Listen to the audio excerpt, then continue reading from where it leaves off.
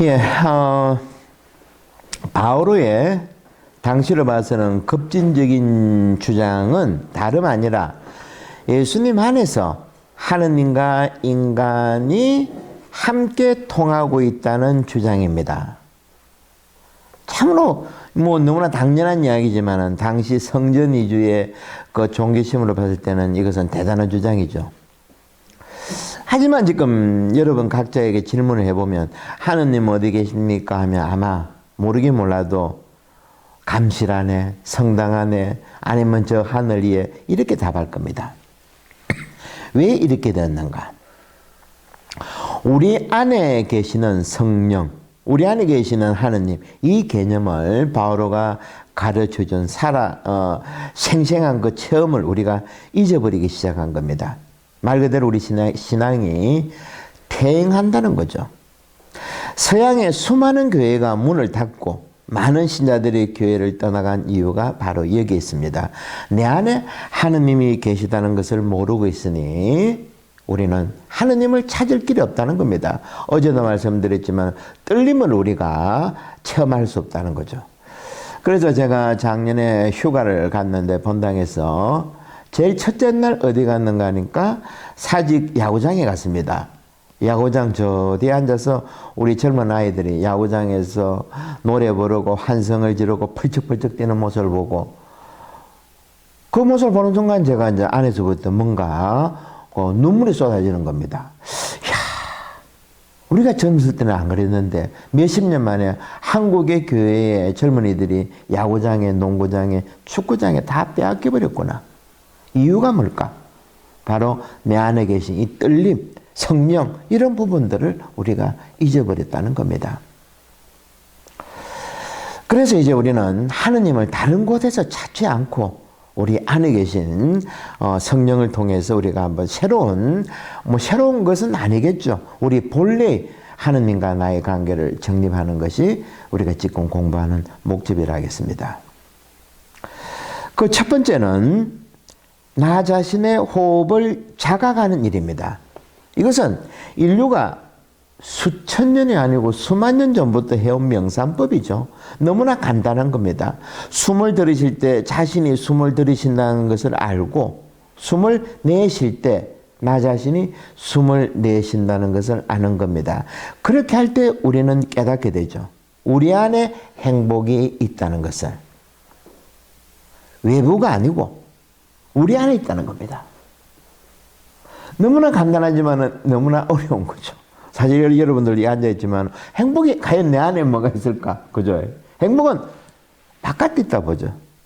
참 있는 어떤 좋은 어떤 직장이라든지 또 돈이 되는 어떤 일들 이 안에 행복이 있다고 생각하는 것이지 이 보잘것없는 내 안에 행복이 과연 있을까? 하지만 우리의 삶은 오직 지금 이 순간 속에서만 존재하고 이 안에 모든 것이 다 있다는 겁니다.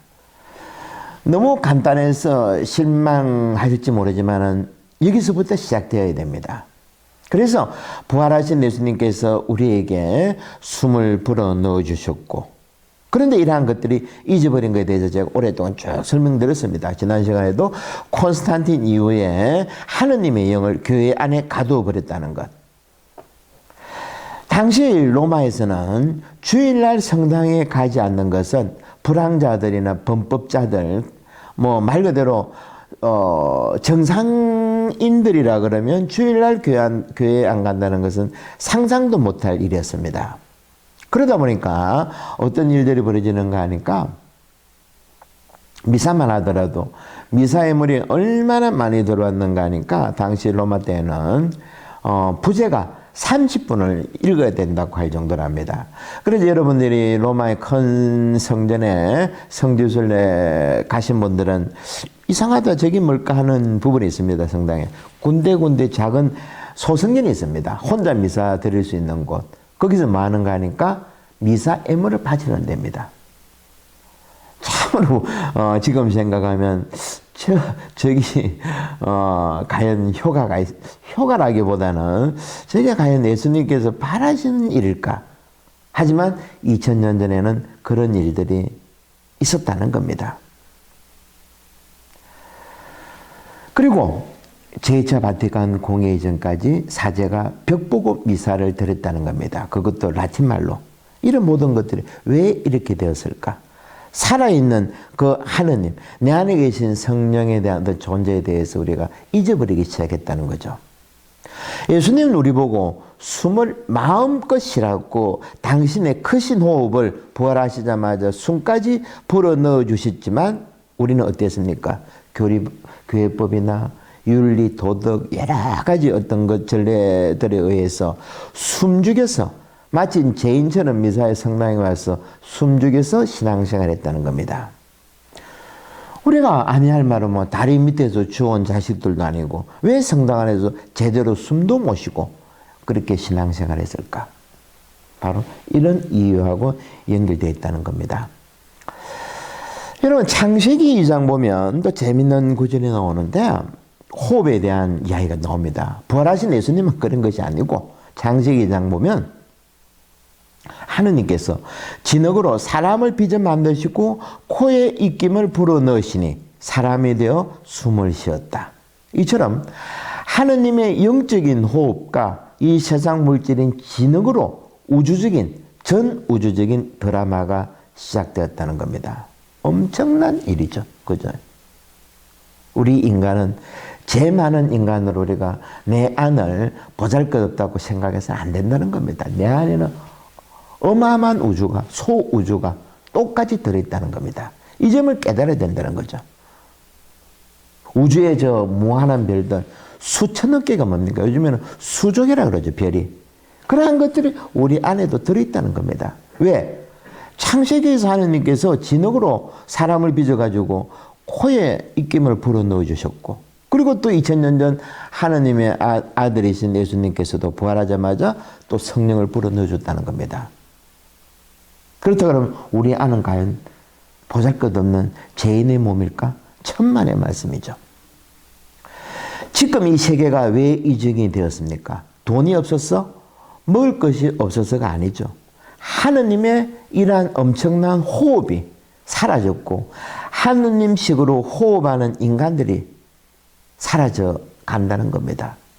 그러다 보니 입으로만 하느님을 믿는다는 신자들만 늘어나죠. 하느님을 믿는 것은 복음으로 보면 마귀들도 그 정도는 합니다. 문제는 순수한 마음 없이 믿는 것은 이처럼 위험하다는 거죠. 알베르토 까미가 이방인이라는 소설을 썼습니다. 여러분 옛날에 한번 학교 다니셨을 때 한번 좀 읽어봤을 겁니다. 저도 강론 준비하면서 세람도 봤는데 참 새롭게 와닿았는데 사형을 며칠 남겨놓지 않은 한 남자에 대해서 까미가 묘사하고 있는데 자신의 독방에 홀로 앉아있던 그 남자는 문득 천장에 난 조그마한 창문을 통해 가지고 푸른 하늘을 바라보게 되었습니다. 말 그대로 손수만한 그 창문을 통해서 하늘을 바라보게 되었다는 겁니다. 그 순간 사형을 앞둔 이 주인공이 삶을 자기 안에 있는 그 안에 있는 이 어마어마한 이 부분을 깨우쳤다는 겁니다. 자기 안에 있는 순수 자기와 만나게 되었다는 거죠. 그러면서 이 메르소라는 주인공은 남아있는 날들이 며칠 안 되지만 남아있는 순간순간을 온 마음을 다해서 살아보자 하고 결심합니다. 정말로 그렇게 여러 날을 보냈습니다. 드디어 마지막 시간이 왔습니다.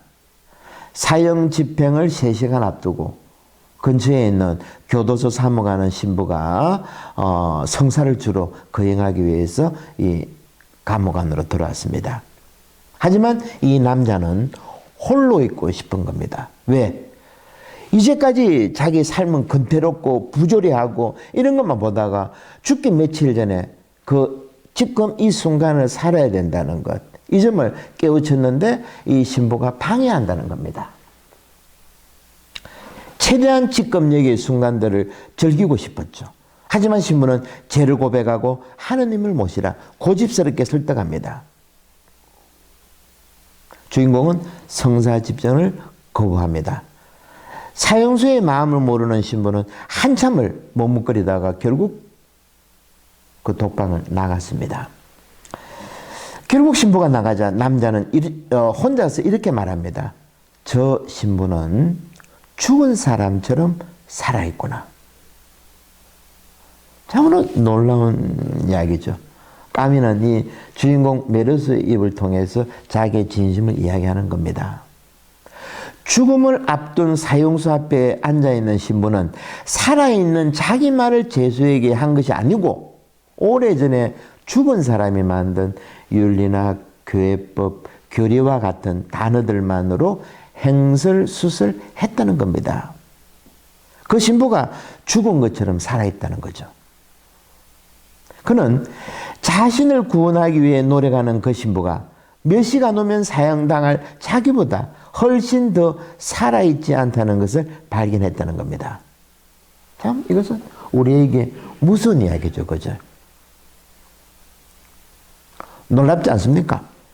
무서운 이야기죠. 많은 사람들이 종교생활하고 선행하고 봉사하고 살아있는 것처럼 하지만 진정으로 살아있지 않다는 겁니다. 그 이유는 왜 그럴까? 지금 이 순간을 온전히 살아내지 못하기 때문에 까미의 말처럼 마치 죽은 사람처럼 살아간다는 겁니다. 저도 오래전 이 사형수와 비슷한 경험을 한 적이 있었습니다. 당시 제가 멕시코 국경에 원단을 사러 갔습니다. 옷을 좀 팔아가지고 거기서 뭐 작은 보건소를 짓고자 돈을 마련하고 갔는데 그곳은 당시만 하더라도 25년 전만 하더라도 아주 위험한 지역이었습니다. 멕시코 국경이었기 때문에. 근데 저는 그때만 하더라도 젊은 혈기로 무서운 것이 없었기에 죽기야 하겠나 하고 갔는데 정말 죽을 지경까지 내몰렸다는 겁니다. 허허벌판에서 강도를 만난 건데 제 수중에 그 당시에 한 몇천 불이 있었습니다. 아주 큰 돈이죠. 그래서 저는 돈을 안 뺏기려고 이 돈을 양말 밑에 넣고 뒷주머니에 넣고 분산에 넣는 겁니다. 그러다가 갑자기 내가 뭐 하고 있나 하는 생각이 들었습니다. 정신을 챙기고 하늘을 보니까 멕시코 국경에 그 하늘이 별이 수천 수만의 별이 쏟아지는 겁니다. 그걸 보고 저는 툭 뭔가 내가 지금 정신을 차렸죠.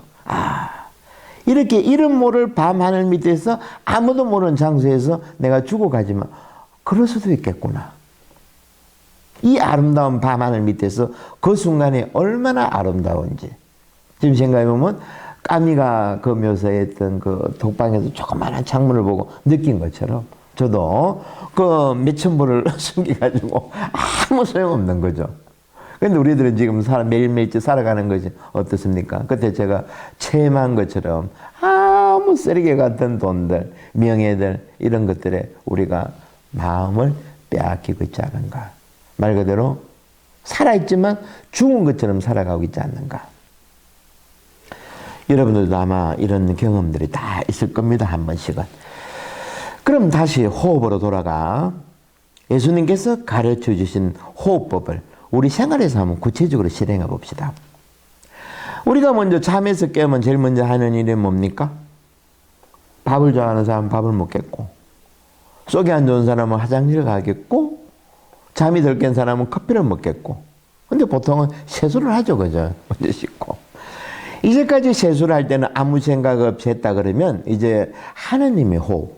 제가 두 가지 말씀드리지 않았습니까? 창세기에서 구약의 야훼 하느님께서도 우리에게 호흡을 주셨고 부활하신 예수님께서도 호흡을 주셨는데 우리는 이 세수를 할 때 먼저 큰 호흡을 들으시고 마시면서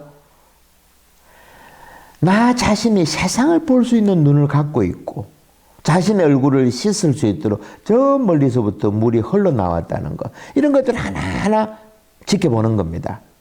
그럴 때 세수를 하는 아침의 첫 행위부터가 달라지고 기뻐진다는 겁니다. 이게 뭔가 하면 지금 순간을 우리가 자각한다는 거죠. 눈과 접촉하면서 우리는 눈에게 이렇게 말합니다. 숨을 들이쉬면서 나는 내 눈을 자각하면서 숨을 내쉬면서 내 눈에 미소를 보냅니다. 이렇게 할 때 눈이 우리에게 생명의 경이로움과 아름다움이 무엇인지를 알게 해주는 소중한 보석과 같다는 것을 깨닫게 되고, 그리고 시력을 상실한 사람들에게는 만일 우리처럼 단 하루만이라도 볼 수만 있다면 아마 그 사람은 자기가 가진 것을 다 내놓을 겁니다. 그죠? 내가 하고 있는 이 사람의 얼굴을 한 번만 볼 수 있으면 내가 가지고 있는 걸 다 내놓을 수 있겠죠. 그 하루는, 그 순간은 천국과 같은 것이기 때문에 내가 지고 있는 재물 따위는 아무것도 아니라는 거죠. 그리고 우리 안에 심장에 대해서도 아침에 일어나서 한번 호흡해 보는 겁니다. 숨을 들이쉬면서 내 심장을 자각하고, 숨을 내쉬면서 심장에게 미소를 보냅니다. 우리 심장이 하루에 우리를 위해서 얼마나 열심히 일하는 줄 압니까? 날마다 수천 톤의 피를 한다는 겁니다. 놀랍지 않습니까? 요만한 심장이 수천 톤 하루에 눈 뜨면서 자기까지 계속 움직이는 거죠. 근데 우리는 과연 이 심장에게 네 수고한다 하는 이런 한번 미소 한번 보낸 적이 있었는가? 그죠? 이처럼 우리는 나의 내부에 너무 소홀히 한다는 겁니다. 바깥만 보고 있는 거죠. 그리고 술 좋아하시는 분들은 간을 생각해 볼 수 있겠죠. 숨을 들이쉬면서 어제 내가 너무 달렸구나. 조심할 걸. 미안하구나. 이런 식으로 그러면서 좀 조심하고, 어젯밤에는 제가 참 조심했습니다. 바로 들어가가지고 푹 잤는데 제가 몇 가지에만 들었지만은 이것이 바로 기도라는 겁니다. 기도가 딴 것이 아니고 지금 순간을 자각한다는 거. 하느님께서 숨을 불어넣어서 만들어주신 눈, 심장, 간에게도 감사하지 못하면서 어떻게 우리가 남을 위해서 기도하고 하느님과 함께 한다고 할 수 있겠습니까? 우리가 깨어있는 마음으로 걷고 발 아래 땅과 접촉할 때, 그리고 친구와 차를 마시며 차의 향기와 그 친구를 동시에 느낄 때, 그때 우리가 치유가 된다는 거죠. 그리고 이 치유를 우리는 주위 세상과도 나눌 수 있습니다.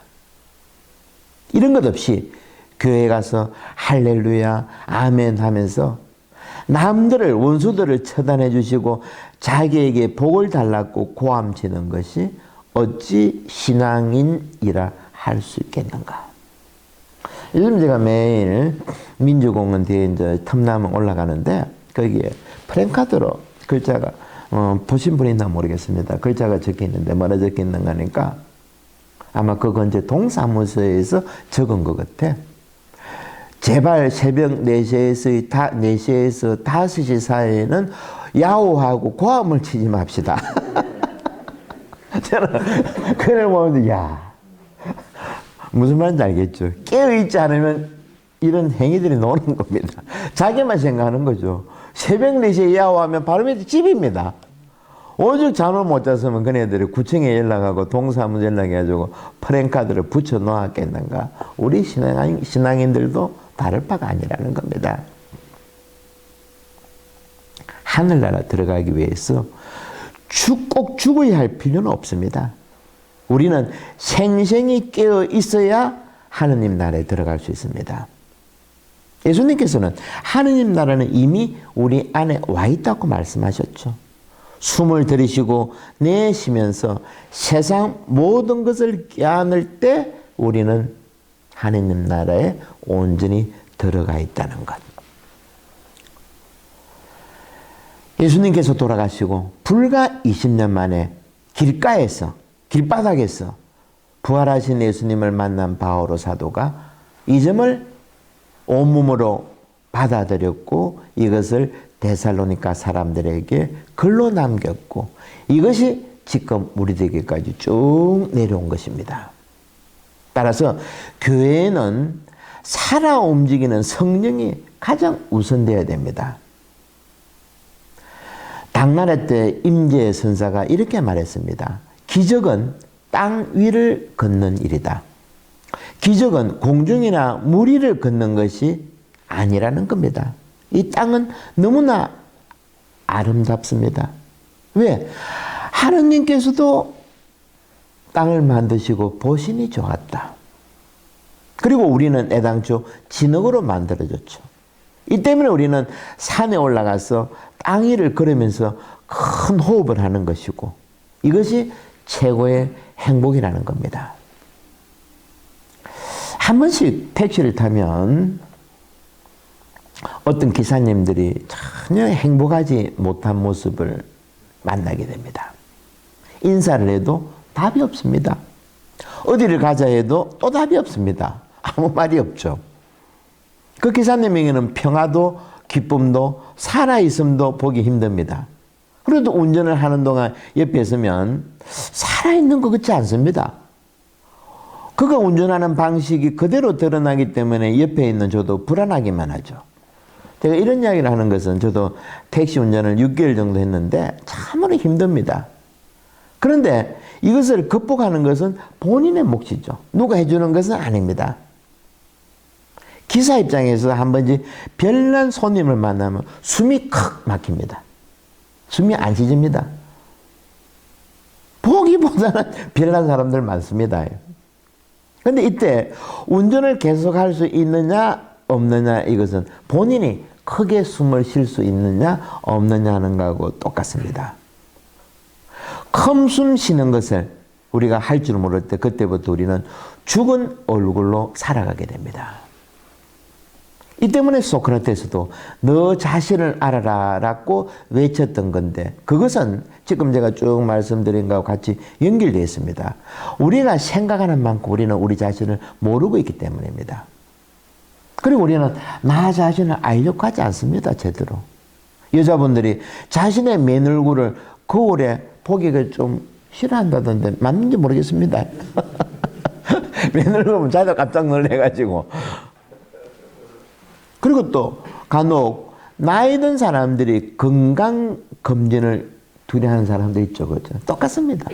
왜? 직접적으로 자기 몸을 대하기가 두렵기 때문입니다. 이처럼 우리는 착각 속에서 그리고 또 안 보려고 하는 마음 속에서 살아가고 있는데 또 한번 예를 들어 봅시다. 우리가 살아가면서 가장 많이 쓰는 단어가 어떤 단어겠습니까, 여러분? 어떤 단어를 가장 많이 쓰겠습니까? 예? 무슨 단어? 사랑 아니겠습니까? 밥? 아마 사랑이라는 단어를 가장 많이 쓰지 않나. 그런데 이 사랑이라는 단어 봅시다. 인간이 가장 많이 쓴다는 사랑. 이 단어를 껍질을 벗겨놓고 봅시다. 우리가 부모님을 사랑한다. 가족을 사랑한다. 내 부인을 남편을 사랑한다는데 정말 여러분들 추석 명절이 다가오고 그리고 1년 휴가가 다가올 때 정말 부모님이 보고 싶어서 마음이 부르르 떨린 적이 있었는가? 그죠? 그렇다면 그 사람은 정말 부모를 사랑한다는 표현을 사용해도 좋습니다. 그 다음 질문. 어떤 사람들 보면 지갑 안에다가 부인의 사진을, 자녀의 사진을 넣고 다니는 사람들이 간혹 있습니다. 그런 분들에게 물어보고 싶은 것은 정말 내 부인이 보고 싶어 가지고 퇴근하자마자 집으로 미친 듯이 뛰어가는가?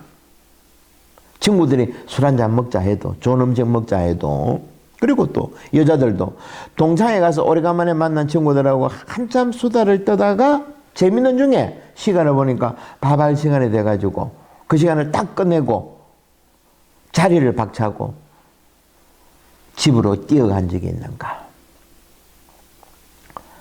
우리의 사랑을 한꺼풀 벗겨보자고 했죠.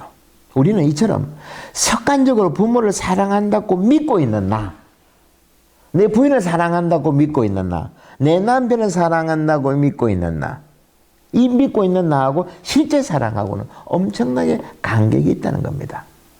그래서 내 마음 나도 모른다는 거죠. 그죠? 눈으로 볼 수 있고 감각적인 사랑이라는 것도 이런 착각이 있는데 벗겨놓으면 보면, 그런데 하물며 눈으로 볼 수 없는 신앙은 어떠하겠습니까? 이거는 뭐 말할 필요가 없겠죠. 그런데 우리가 누구를 보고 열심하다, 열심하지 않다, 신앙이 좋네, 안 좋네, 참으로 우스운 말들이죠. 다시 말씀드리지만은 소크라테스의 너 자신을 알라. 이것은 우리 마음을 제대로 들여보라는 것입니다. 우리가 몸이 안 좋을 때 어떻게 합니까? MRI 사진 찍어보죠. 이처럼 우리들도 MRI 사진이 얼마나 정밀합니까? 우리 몸도 그랬는데 우리 마음은 그보다 수천 배, 수만 배 더 복잡하지 않겠습니까? 그래서 소크라테스는 죽을 때까지 너 자신을 알라. 이것은 우리에게 가장 중요한 이야기가 아닌가 싶습니다. 소크라테스는 철학은 삼파술이다라고 이야기를 했습니다. 삼파술이 뭡니까? 놓는 기술 아닙니까? 그죠? 아이를 낳을 때. 당연히 산모는 대단한 고통이 있을 겁니다. 하지만 옆에 있는 산파도 분명히 그와 같지는 않겠지만은 어느 정도는 아파할 겁니다. 온몸이 수축되고 긴장되고 그죠? 이런 아픔들이 있을 겁니다. 그러다가 마침내 아이를 받아 산파가 산모에게 보일 때 얼마나 행복하겠습니까? 산파도. 그러니까 여러분과 저도 마치 산파들처럼 훌륭한 아이를 순산하는 작업을 지금 하고 있다는 겁니다. 소크라테스 이야기대로 왜 공부를 해야 되는가? 내 안에 있는 아이를 끄집어내야 된다는 겁니다. 아프다는 거죠.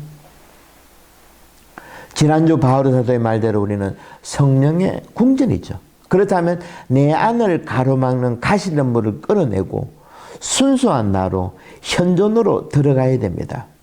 내 마음을 가로막는 가시덤불은 누구에게는 돈일 수도 있겠고 누구에게는 명예일 수도 있겠고 누구에게는 건강일 수도 내 부모일 수도 자녀일 수도 있습니다. 하지만 끊어야 되죠. 이 때문에 당나라 때 임재선사가 부처를 만나면 부처를 죽이고 부모를 만나면 부모를 죽이고 친인척을 만나면 친인척을 죽이려 했습니다. 왜 그렇게 했겠습니까? 이런 거죠. 내 안을 마치 MRI 쳐다보듯이 내 마음이 어떻는지 더 자세히 보기 위해서. 그리고 예수님도 칼과 불로 이런 것들을 태워버리고 잘라버리라. 그래야지 내 안에 있는 순수한 마음, 이 현존, 이것을 들여다볼 수 있다는 겁니다. 이거는 엄청난 이야기죠. 이렇게 우리 마음의 경계선에 잡스러운 것들을 다 태워버리고 잘라버리고 작업을 하면 어떤 상태가 되겠습니까? 어떤 상태가 되겠습니까? 너무 쉬운 질문 아닌가? 텅 빈 마음이 되죠. 그죠? 동서양의 인류의 위대한 서성들이 한결같이 이야기하는 것이 텅 빈 마음을 만들어라. 이때 텅 빈 마음이 되는 거죠. 그 안에서 하느님께서 살 수 있기 때문입니다.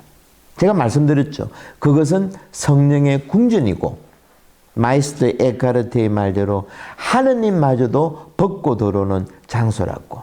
그곳이 우리 마음 안이라는 겁니다. 얼마나 놀랍습니까? 저와 여러분들은 매주 이 자리에서 만신창이 되도록 우리 자신과 싸움을 하는 작업을 하는 겁니다. 귀에 듣기 그냥 좋은 이야기 아니죠. 그죠? 우스갯소리가 아니죠. 이건 처절한 싸움입니다. 칼을 가지고 불을 가지고 내 안에 가시덤불을 찢어내고 잘라내고 그럴 때 우리 안에 진짜 아이를 탄생시킬 수 있다는 거죠. 조금 무거운 것 같은데 조금 더 가볍게 장자의 가르침, 장자의 비유를 한번 조금 소개하면서 끝을 내겠습니다. 장자의 가르침은 구름 위를 걷는 것처럼 참으로 환상적입니다. 그래서 저는 장자를 참으로 좋아하는데 장자도 소크라테스나 예수님처럼 진짜 자기를 찾는 과정을 이야기하는데 어떤 단어를 썼는가 하니까 소요유. 여기서 말한 소는 소풍 간다는 뜻이고 요는 멀리 간다는 뜻이고 유는 논다는 뜻입니다. 한마디로 나를 떠나 자유로워진다는 것인데, 사실 성경에서 우리가 본 예수님은 어떻습니까? 성경에서 어떤 모습 봤습니까, 예수님? 때로는 화가 나고 채찍을 휘두르고 바리새인하고 큰 소리쳐 싸운 적도 있지만은 대체로 보면 자유로운 삶을 사셨죠. 그리고 재밌게 인생을 사셨습니다. 그리고 성경에서 바리새인들 뭐라 그럽니까? 술 보고 먹보라고. 그리고 예수님의 친구들은 뭐라 했습니까? 미친 사람이라고 이야기를 했죠. 예수님은 참으로 멋지게 소풍 나온 것처럼 살다 가신 분이라는 거죠. 힘없는 사람들 편에서 가진 자들에게 할 말 다 하고,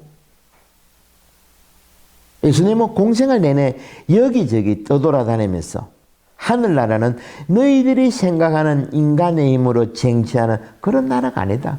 돈 많은 사람들이, 힘 있는 사람들이 마치 바벨탑을 쌓아놓고 왕국을 쌓아놓고 이러한 것이 하느님이 아니라는 거죠. 먼 옛날 아담과 화의 동산에서 사는 것처럼 삶의 방식을 바꾸라고 하셨습니다. 조금 전 장자의 말처럼 멀리 가서 친구들하고 논일고 자연과 함께 삶을 즐기라고 하셨죠. 그리고 장자와 예수님은 우리에게 인생을 일하러 온 것처럼 살지 말라 했습니다. 성공하려고 하지 말라 했습니다. 그냥 선물처럼. 이것을 가르치고 싶은 거죠. 이 우주에는 아직 우리처럼 삶을 선물로 받지 못한 억조 창생의 대기조들이 쭉 기다리고 있습니다. 지구는 좁습니다, 지금. 지금 70억, 80억. 근데 지금 문제는 요즘에 바이러스도 있지만 제일 살기 좋은 숫자가 25억 명, 20억 정도 제일 적당하다 그럽니다. 지금 보십시오. 지금 우리가 이런 삶을 받지 못한 그 대기조들이 쫙 서 있다는 겁니다. 우주적인. 우주의 커다란 다락방에서 순분을 기다리고 있다는 거죠. 우리처럼 살랐고. 그런데 그렇게 기다리다가 이 삶을 사는데 그 유명한 식당에서 그렇게 오래 기다렸다가 삶을 살아야 되는데 음식을 즐기고 지구의 삶을 즐겨야 할 텐데 어떤 사람들 어떻게 합니까? 이렇고 저렇고 불평하면서 이 귀한 삶을 소비하는 사람들이 얼마나 많습니까? 그리고 저 사람은 음식이 저렇고 저 사람은 저렇고 비교하는 거. 이런 어리석은 일이 어디 있겠습니까? 예수님이나 장자는 우리에게 가르치고 싶은 것은 지구라는 이 멋진 곳에 여행을 보내주었으면 우리들 보고 최대한 멋지게 재밌게 살아라는 겁니다. 그리고 장자의 소여유를 한자로 보면 이 단어들이 모두가 특이하게도 책받침 변입니다. 변은 원래 착에서 온 글자인데 착이라는 단어는 그 뜻이 시험시험 걸어간다는 뜻이랍니다. 그러니까 소요유, 장자가 말하는 소요유는 시험시험 걸어간다는 거죠. 너무 재밌지 않습니까? 갈 때 쉬고 올 때 쉬고 중간에 쉬고. 요즘 저는 하루에 2만 보 정도를 걷고자 합니다. 하루에 책 한 권 들고 2만 보를 걷는데 한 2, 30분 가다 앉아가고 쉬면서 또 딴 생각하고 걷고. 근데 제가 많이 살았는지 많이 못 살았는지 모르지만은 하여튼 제가 생각해보면 이것만큼 행복한 것이 있겠는가? 걷는 것만큼 시험시험 그것도. 그리고 또 창세기 3장을 보면 이런 구절이 나옵니다. 야외 하느님께서 날이 저물어 선들바람이 불 때 야외 하느님께서 동산을 거니시는 소리를 듣고, 그 다음에 아담과 하와 이런 이야기가 나오는데 한번 보십시오. 하느님조차도, 창조주 하느님조차도 너무 좋으시는 것 같아요, 지구가. 날이 저물 때, 선들바람이 불 때 동산을 거니시는 소리를 듣고, 이게 창세기 3장에 나와 있다는 겁니다. 그러니까 그러고 보면 이 산책은, 소여유라는 것은, 장자가 말한 이러한 것은 참으로 하느님께서 좋아하시는 일 중에 하나가 아닌가 생각해 봅니다. 오늘 마음에 대해서 쭉 이야기 들었고 마지막으로 창세기에 거니시는 하느님 그리고 장자의 소유요 이렇게 말씀드렸는데 또 오늘은 여기까지 하고 또 다음 시간 장자의 다른 비유를 통해서 우리들의 마음을 좀 더 자세히 들여다보는 그런 시간을 갖도록 하겠습니다.